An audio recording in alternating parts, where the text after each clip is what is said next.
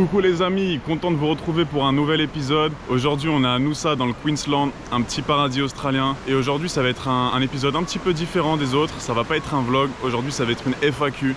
Donc je vais répondre à toutes vos questions. Mais avant de commencer, je tenais vraiment à vous remercier parce que tous les jours je reçois des messages mais incroyables. J'ai même reçu des donations, je m'y attendais vraiment pas, c'est vraiment ouf.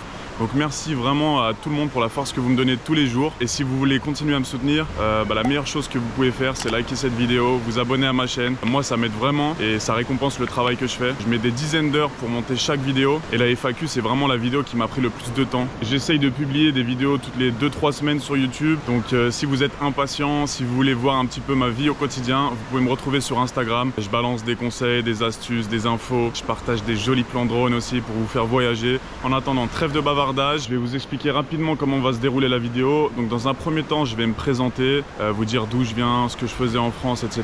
Vous présenter mon parcours. Ensuite, je vais vous dire pourquoi j'ai décidé de faire des vlogs et pourquoi j'ai décidé de les publier sur YouTube. Et après, je répondrai vraiment à toutes vos questions. Pour que ça soit agréable pour tout le monde, je vais mettre des chapitres. Donc vous pouvez vous rendre directement sur les parties qui vous intéressent si vous voulez les voir, les revoir. En attendant, bon visionnage et c'est parti. Ça y est les amis, on se retrouve. Je viens juste d'aller me baigner parce qu'il fait super chaud dans le Queensland. Et je vais commencer cette vidéo par me présenter. Vous avez été nombreux à me poser la question, Bento, qui t'es? Qu'est-ce que tu fais dans la vie? C'est quoi ton parcours, etc. Donc je vais essayer d'y répondre. Et je vais essayer d'être concis surtout parce que c'est un exercice qui est un petit peu difficile. Donc c'est parti. Donc moi c'est Ben aka Bento sur YouTube. J'ai 27 ans et je viens de la région lyonnaise. Donc j'ai habité les dernières années à Villeurbanne. Donc je vais juste parler des éléments marquants de ma vie. Le premier, ça a été à 14 ans quand j'ai quitté la maison. Donc il faut le savoir, moi j'étais basketteur. Peut-être que vous vous en êtes douté parce que j'ai mentionné plusieurs fois dans mes vidéos que je faisais 2m2. Donc peut-être que ça vous a mis la puce à l'oreille. Donc j'étais basketteur. Je suis parti très tôt du coup en centre de formation. J'ai joué dans différents centres de formation en France, à Fos-sur-Mer vers Marseille, à Bourg-en-Bresse dans l'Ain, pas très loin de Lyon. Et j'ai joué aussi à Boulazac, pas très loin de Bordeaux. Donc voilà. Donc au lycée j'étais en sport-études. J'ai fait un bac ES. J'étais vraiment concentré sur le basket. J'étais pas très scolaire à l'époque, mais j'ai toujours eu beaucoup de facilité. Donc j'ai eu mon bac ES avec mention. Et après j'ai décidé donc de mettre mes études de côté pendant 2 ans et vraiment me consacrer au basket. Donc je suis parti à Boulazac, en Dordogne, donc pas très loin de Bordeaux. Et du coup je m'entraînais tous les jours, 2 fois par jour. C'était vraiment ce que je voulais faire, me développer un maximum. L'objectif c'était vraiment de devenir basketteur professionnel. Donc je suis resté 2 ans là-bas. J'ai bien progressé, j'ai développé on va dire mon potentiel. Et du coup ça m'a permis donc de réaliser un de mes rêves à l'époque, de partir jouer aux États-Unis. Grâce on va dire à mon niveau de basket, j'ai pu décrocher une bourse complète pour jouer aux États-Unis en université. Donc j'ai fait un petit passage court en Floride. Et puis après, je suis allé au Texas. Je suis resté plusieurs semaines. Donc il faut savoir que j'avais un visa de 5 ans, un visa étudiant de 5 ans. Donc j'aurais pu rester 5 ans. Mais pour différentes raisons, j'ai décidé d'arrêter le basket à l'âge de 20 ans. Vraiment, le jour de mes 20 ans, j'étais au Texas et mes parents m'ont appelé pour me souhaiter un joyeux anniversaire. Et je leur ai dit, papa, maman, j'ai décidé d'arrêter le basket. Je vais rentrer en France et j'ai d'autres projets. Donc je vais pas rentrer dans le détail de pourquoi j'ai arrêté le basket. C'était un ensemble de plein de choses. Je prenais plus de plaisir sur le terrain. C'était devenu plutôt une corvée. Il y a aussi le facteur blessure qui a joué. Je me suis beaucoup blessé au niveau de la cheville, arrachement osseux. J'ai eu du mal un petit peu à récupérer. Et puis j'avais besoin de quelque chose d'autre pour être stimulé dans la vie que juste un ballon orange en fait. J'avais besoin d'autres choses dans ma vie. Donc voilà, j'ai décidé d'arrêter le basket. Du coup, directement après, je me suis dit, je vais pas arrêter le basket pour rien faire. Il faut que je réfléchisse à la suite. Et du coup, à 20 ans, j'ai commencé la musculation de manière assez intensive, on va dire. Avant, j'étais grand, très fin. On va pas dire que je complexais, mais bon, voilà, je me trouvais maigre et je manquais un petit peu de confiance en moi, on va dire. Et du coup, à partir de 20 ans, j'ai commencé la musculation. Donc, il faut le savoir, mon grand frère habitait aux États-Unis à l'époque. Donc, quand j'ai arrêté la fac aux États-Unis, j'ai fait un petit crochet par chez lui. Et vraiment, là, je me suis mis à m'entraîner au moins 5 jours par semaine, à beaucoup manger, à faire beaucoup d'efforts. Et j'ai vraiment progressé rapidement. Parce que j'avais des grosses bases déjà, et puis je me suis toujours renseigné sur YouTube, j'ai toujours lu des forums, vraiment en mode autodidacte. J'ai vraiment appris les choses par moi-même au début, et du coup j'ai vraiment pris goût pour la musculation et tout ce que ça implique. Et du coup quand je suis rentré en France, donc j'ai un petit peu travaillé, j'ai fait un petit peu de manutention pour gagner un petit peu d'argent en attendant la rentrée scolaire de septembre. Et du coup j'ai fait une formation de coach sportif, donc ça a duré 2 ans. J'ai donné principalement beaucoup de cours collectifs. tout ce qui est cours Les Mills, tout ce qui est aussi cours freestyle. J'ai même fait du step. C'était 2 belles années, mais je me voyais pas continuer par la suite, dans le sens où c'est un métier qui est très fatigant. Voilà, d'enchaîner des fois 5-6 cours par jour, et c'est pas forcément très valorisé. Je trouve que c'est assez mal payé, que les horaires sont un petit peu ingrats. Donc je pense que c'est compliqué de bien gagner ta vie quand tu fais juste des cours collectifs. Si tu combines avec un peu de coaching perso, je pense que ça peut être très bien et très intéressant. Mais moi, je me voyais pas faire ça tout de suite. Donc j'ai décidé de continuer mes études. Je suis allé en école de commerce. Du coup, j'ai fait un bachelor en marketing en alternance. Je me suis dit, je vais pas m'arrêter en si bon chemin. J'ai le bac +3 en poche, et je vais continuer sur un master. Du coup, j'ai trouvé un master en marketing digital et en stratégie de communication. Donc j'ai fait 2 ans dans une boîte, et à la suite de ces 2 années, j'ai été pris aussi en CDD, donc pendant une année supplémentaire. Donc ça m'a permis de progresser, de mettre un peu d'argent de côté. J'avais 26 ans, je gagnais plutôt confortablement ma vie. J'avais aussi 2 jours de télétravail, ça m'évitait de galérer dans les bouchons, tout ça. Mais en fait, je trouvais ma vie trop plate. Je me disais que ça manquait de fun, que toutes les journées se ressemblaient. Puis il y avait aussi le côté stress, notamment depuis 2020, l'époque crise sanitaire, puis après il y a eu toutes les crises géopolitiques, etc. Enfin, je trouvais qu'il y avait une ambiance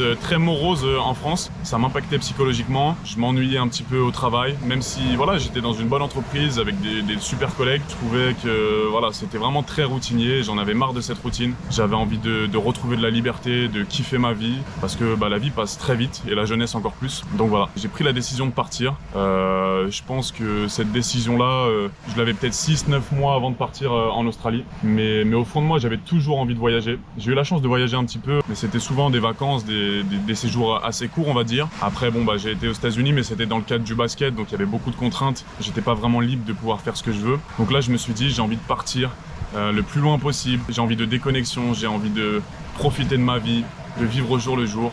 Et du coup, c'est comme ça que je suis parti en Australie. Un petit peu plus tard dans la vidéo, je vous dirai pourquoi j'ai choisi l'Australie, pas un autre pays. Et voilà. Mais en attendant, je vais vous dire pourquoi j'ai décidé de faire des vlogs, parce qu'on m'a aussi beaucoup posé la question. Et pourquoi j'ai décidé de me lancer sur YouTube, du coup. Donc j'ai 3 principaux objectifs sur YouTube. Le premier, je le fais pour moi. Je le fais pour garder des souvenirs, me dire que je pourrais regarder mes vidéos dans 5 ans, dans 10 ans, et peut-être un jour les montrer à mes enfants si j'ai la chance d'en avoir. Donc voilà, je le ferai vraiment pour moi, pour kiffer et avoir des souvenirs. Ensuite, la deuxième raison, je le fais pour ma famille et mes proches de manière générale, pour essayer de les faire voyager un petit peu. Parce que voilà, c'est bien beau d'envoyer des messages, des photos sur WhatsApp ou de leur parler au téléphone, mais le fait de me voir en vidéo, je trouve que ça crée une certaine proximité. On oublie du coup qu'il y a 17 000 km qui nous séparent. Et la troisième raison, c'est pour vous. C'est pour vous que je le fais. Pour les personnes qui ont le projet de partir en Australie ou qui y sont déjà. Et tout le reste, après, c'est du bonus. Vraiment, je m'attendais vraiment pas à avoir autant de visibilité aussi rapidement. Donc voilà, depuis la vidéo des mines qui a fait plus de 215 000 vues en un mois. Du coup, la communauté s'est énormément agrandie. À l'heure où je vous parle, on est près de 8000 abonnés. Du coup, j'ai reçu énormément de questions, énormément de messages. Donc forcément, les choses changent un petit peu. Mais j'en parlerai un petit peu en fin de vidéo de quels sont mes projets sur YouTube et quelle est la suite. Bon, maintenant que je me suis présenté et que j'ai expliqué pourquoi je faisais des vidéos sur YouTube, je vais répondre à toutes vos questions. Mais avant toute chose, petit disclaimer. Donc les réponses que je vais apporter, ça n'engage que moi, c'est mon avis, donc c'est forcément subjectif. Du coup, n'hésitez pas à compléter mes réponses en commentaire ou à me corriger si je me trompe. L'erreur est humaine, il n'y a pas de problème. Juste, je compte sur vous pour le faire dans le respect et la bienveillance. Du coup, première question.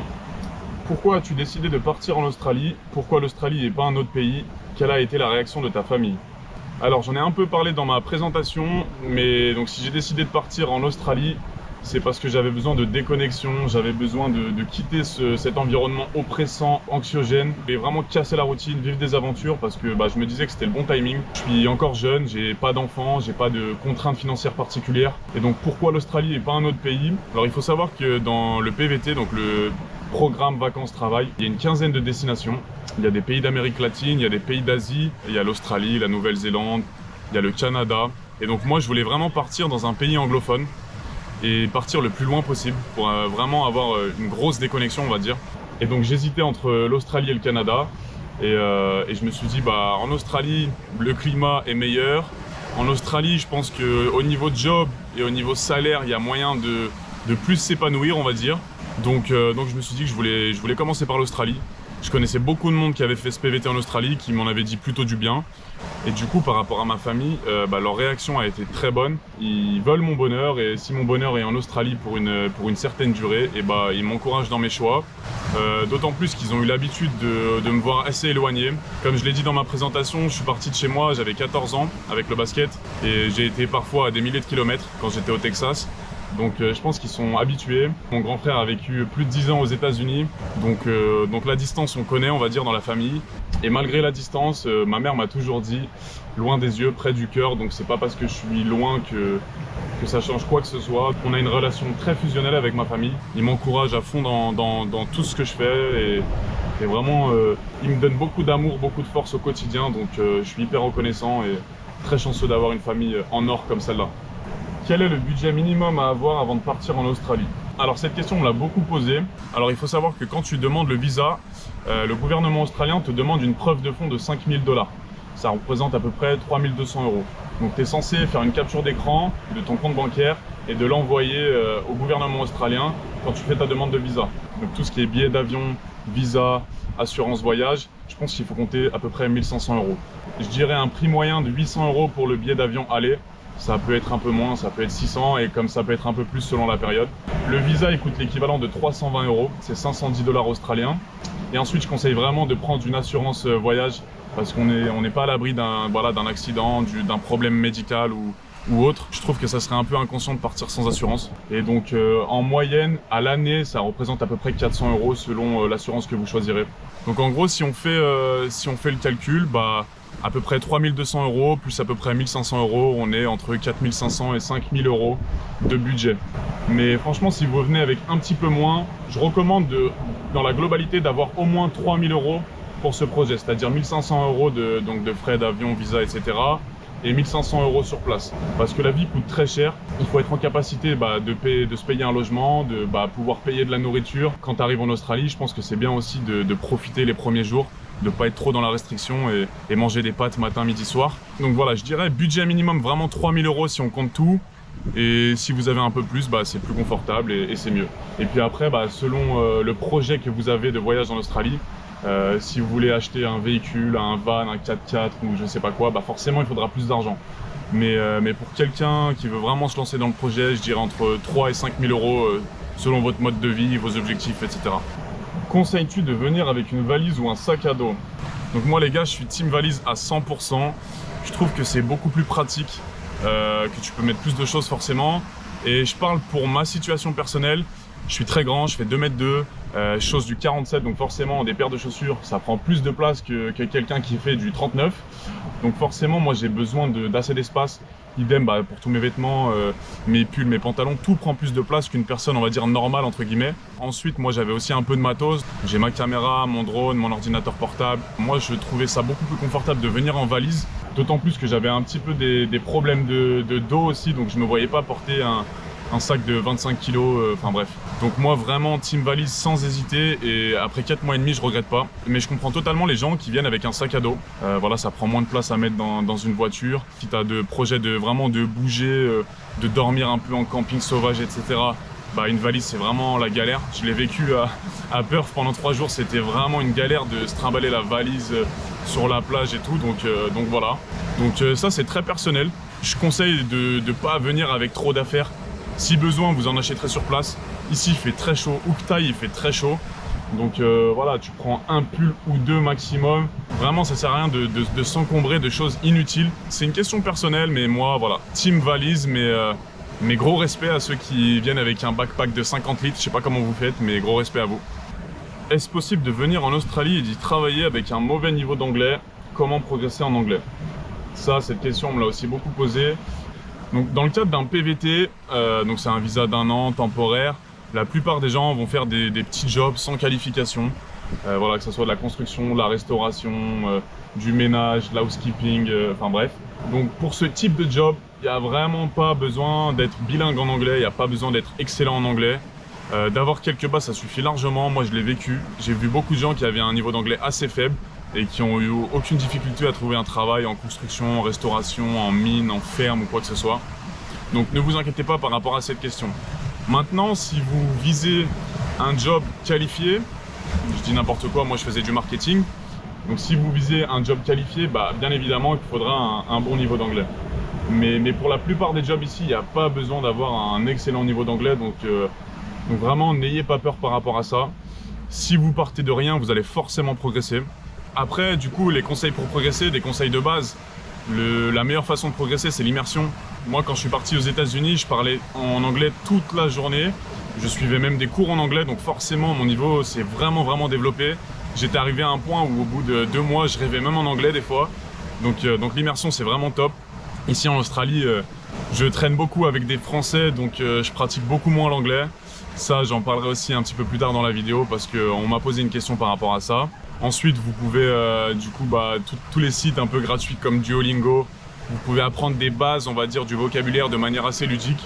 Moi, je le recommande parce que je sais que c'est plutôt efficace. Et ensuite, moi, ce que je fais beaucoup, c'est de regarder des séries en VO. Donc déjà en anglais, au début, je regardais avec les sous-titres en français. Et ensuite, je regardais en anglais avec les sous-titres en anglais. Du coup, ça te permet d'entendre, de lire. Et même si tu connais pas le mot, avec le contexte, tu arrives à comprendre ce que c'est. Donc vraiment, ça, c'est top. Ah oui, et petite précision ici, en Australie, ils ont un accent, mais laisse tomber, le pire accent du monde. Franchement, moi qui ai fait les États-Unis, c'est un accent qui est fluide, c'est vraiment facile à comprendre, je trouve. Mais alors en Australie, moi qui, voilà, j'estime avoir un bon niveau d'anglais, mais la plupart du temps, je suis perdu. Je suis perdu, surtout sur les chantiers. Ils ont un accent un petit peu, voilà, de l'Australie profonde, on va dire. Et c'est vraiment très compliqué à comprendre. Ils ont un vocabulaire particulier, ils ont des expressions, franchement, c'est galère. Hein. Vous le verrez, c'est vraiment compliqué. Donc voilà, mais n'ayez pas peur. La plupart des gens ici n'ont pas un niveau d'anglais formidable et aucun problème pour trouver du travail, donc pas de souci. Alors, question suivante. Quelles sont les différentes démarches à faire pour venir en Australie? Alors déjà, la première des choses, d'avoir un passeport valable. C'est peut-être inutile de le préciser, mais je préfère le préciser quand même, parce que si tu veux partir en Australie et que ton passeport il expire dans 1 ou 2 mois, ça va être compliqué. Donc ensuite, la première des choses à faire, c'est demander son visa. Il faut le faire sur le site du gouvernement australien. Il ne faut pas aller sur d'autres sites. Attention aux arnaques. La demande de visa, franchement, elle prend 15-20 minutes. C'est super simple. Et l'obtention du visa se fait en général en quelques secondes seulement. Il y a des gens, ça va prendre quelques jours. Il y a des gens qui vont devoir passer un test médical selon s'ils ont visité d'autres pays avant l'Australie, des pays à risque.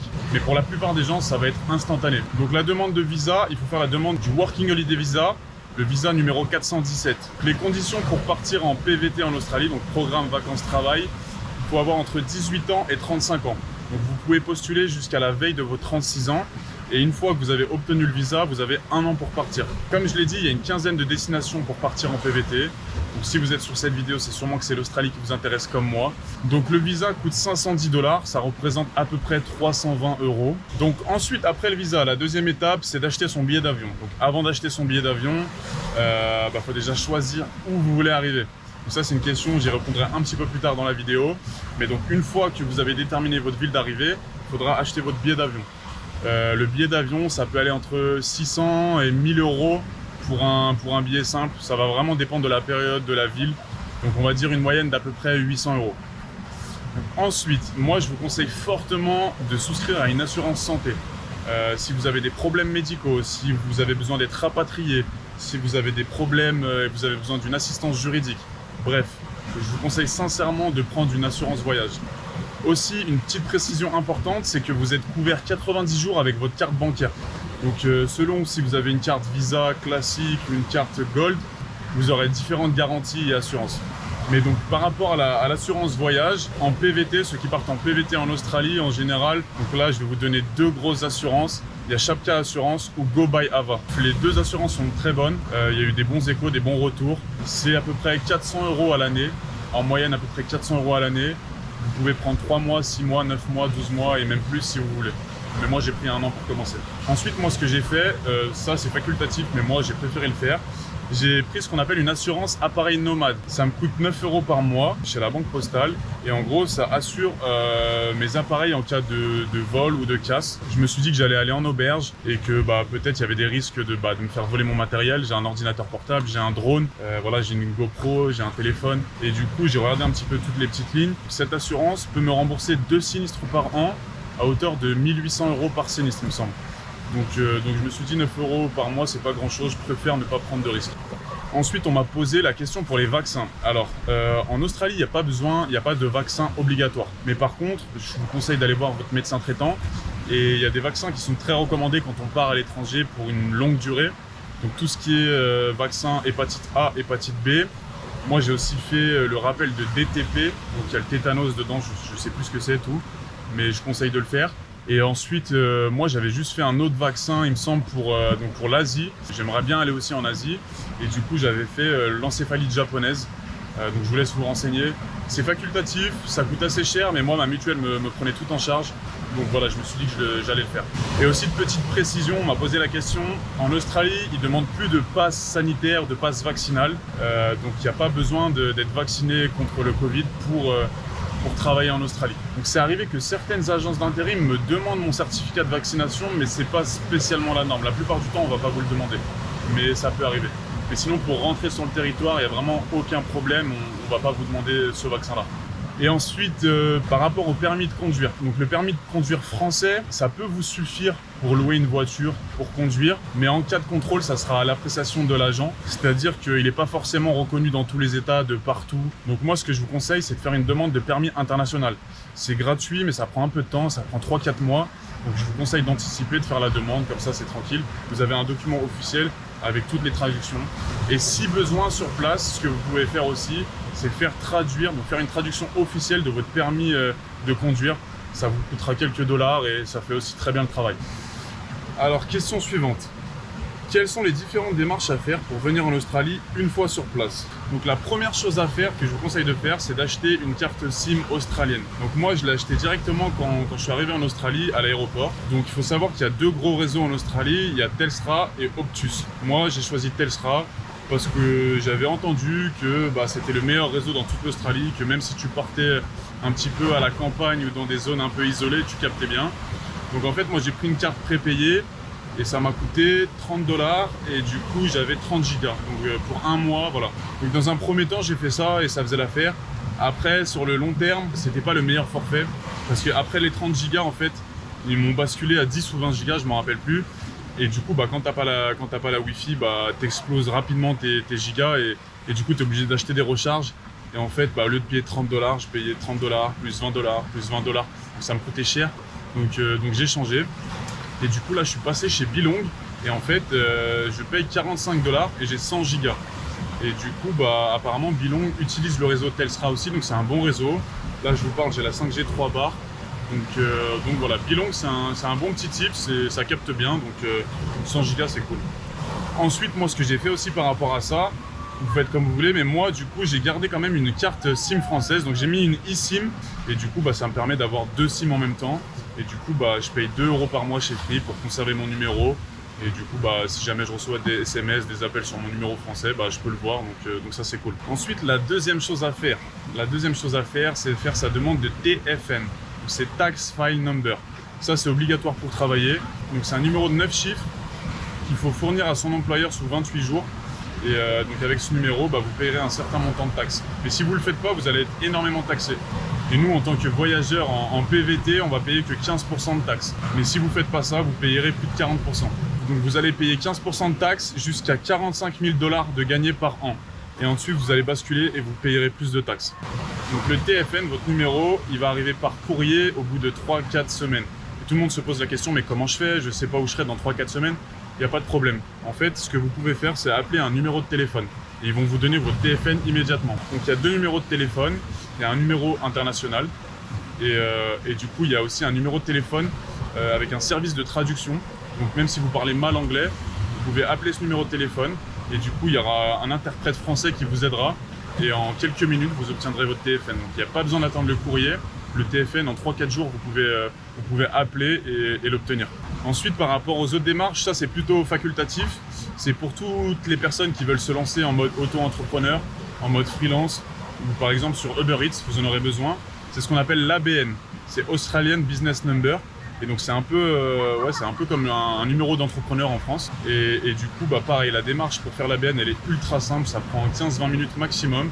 Ensuite, il y a la superannuation. Donc en fait, c'est un petit peu la caisse de retraite australienne. Et en fait, en plus de vos salaires, vos employeurs vous verseront donc une partie de votre salaire, donc 10,5% de votre salaire sur votre caisse de retraite australienne, donc la superannuation. Donc ça, c'est pas négligeable. Ce que je vous conseille de faire, c'est de créer un compte de superannuation. Comme ça, c'est-à-dire que en Australie, vous allez faire différents jobs et si vous créez un seul compte unique, tous vos employeurs pourront verser cet argent sur ce même compte unique. Parce que sinon, si vous le faites pas, en fait, chaque employeur aura son fonds de retraite et du coup, vous aurez plein de cagnottes, plein de fonds. Et une fois que vous voulez récupérer cet argent, ça sera plus compliqué parce que vous aurez plein de comptes ouverts. Et une fois que vous partez de l'Australie, donc ce que vous avez cotisé pour la retraite australienne, vous pouvez récupérer 35% de cette somme-là. Donc voilà, je sais que 65% qui vont à la poubelle, qui vont à l'État australien, ça fait un peu rager. Mais c'est quand même 35% en plus quand vous rentrez en France, donc c'est vraiment top. Ensuite, le compte bancaire. Donc comment ouvrir un compte bancaire? C'est très simple. Moi, je suis allé chez Westpac. Il y a beaucoup de backpackers qui utilisent Westpac. Je vous laisse faire vos recherches si vous voulez choisir une autre banque. Moi, j'ai choisi la facilité, on va dire. Donc c'est important et c'est surtout obligatoire d'avoir un compte bancaire australien. Votre employeur ne pourra pas vous verser votre salaire sur vos comptes français, c'est pas possible. Et ensuite, il vaut mieux avoir un compte australien pour payer moins de frais quand vous dépensez de l'argent, quand vous faites vos courses, quand vous réservez des choses, etc. Donc en attendant d'ouvrir un compte australien, moi j'avais un compte français, donc Boursorama. Moi je conseille d'avoir une néobanque parce qu'il n'y a pas de frais de commission. C'est-à-dire que quand je paye avec ma carte Boursorama, j'avais 0 frais, 0 commission, donc ça c'était top. Et alors que les banques traditionnelles, il y a beaucoup de frais à l'étranger. Donc moi je vous conseille d'avoir aussi une néobanque française ou alors européenne, comme N26 aussi, je sais que c'est très bien. Donc voilà. Ensuite, sur toutes les questions concernant le transfert d'argent. Vous pouvez transférer de l'argent avec une banque traditionnelle, mais vous allez payer beaucoup de commissions et le taux de change ne sera pas du tout avantageux. Ensuite, la deuxième solution, moi je l'ai déjà fait, c'est de faire un virement de mon compte Boursorama à mon compte australien ou vice versa. Il n'y a pas de frais de commission, par contre le taux de change, il n'est pas forcément terrible. Donc pour des petits montants, ça peut faire l'affaire, il n'y a pas de souci. Mais par contre, pour des plus gros montants, je vous conseille de passer par des sites comme Wise si vous voulez virer de l'argent de votre compte français à votre compte australien ou de votre compte australien vers votre compte français. Vous paierez des petites commissions, c'est assez faible, mais surtout vous aurez un taux de change qui est quand même largement supérieur à la moyenne des banques, néobanques, etc. Bon les gars, ma caméra s'est éteinte parce qu'elle était en surchauffe. D'ailleurs moi aussi j'étais en surchauffe, donc j'allais me baigner. Et donc juste pour terminer par rapport aux démarches à faire sur place quand tu arrives en Australie, si tu veux trouver du travail dans la construction, dans tout ce qui est mine, ferme solaire, dans tous les jobs un peu physiques, il faudra passer la white card. Donc moi j'avais payé 150 $ et c'est valable dans toute l'Australie. Et ensuite vous devrez acheter certains équipements, notamment les chaussures de sécurité, donc voilà. Ensuite il y a le RSA, donc pour tous ceux qui veulent travailler dans la restauration. Et le RSA, ça coûte entre 24 et 170 $ selon les états. Et la différence, c'est que c'est valable que pour un seul état. Donc à chaque fois que vous changez d'état, il faudra repasser votre RSA. Donc ça c'est un peu pénible, mais bon, c'est pas grave. Et donc voilà, donc concernant les démarches à effectuer avant de venir en Australie, et quand vous êtes sur place, je pense que j'ai fait à peu près le tour. Donc voilà, si j'ai oublié des choses, n'hésitez pas à l'écrire en commentaire. Et on va passer à la question suivante. Et je crois que je vais changer d'endroit parce qu'il fait vraiment chaud ici. Donc on se retrouve tout de suite. Bon, du coup j'ai changé d'endroit parce que j'avais chaud, j'étais en plein soleil. Là j'ai trouvé un petit coin sympa à l'ombre, sous les palmiers, magnifique. Donc on va pouvoir continuer la suite de la FAQ. Let's go!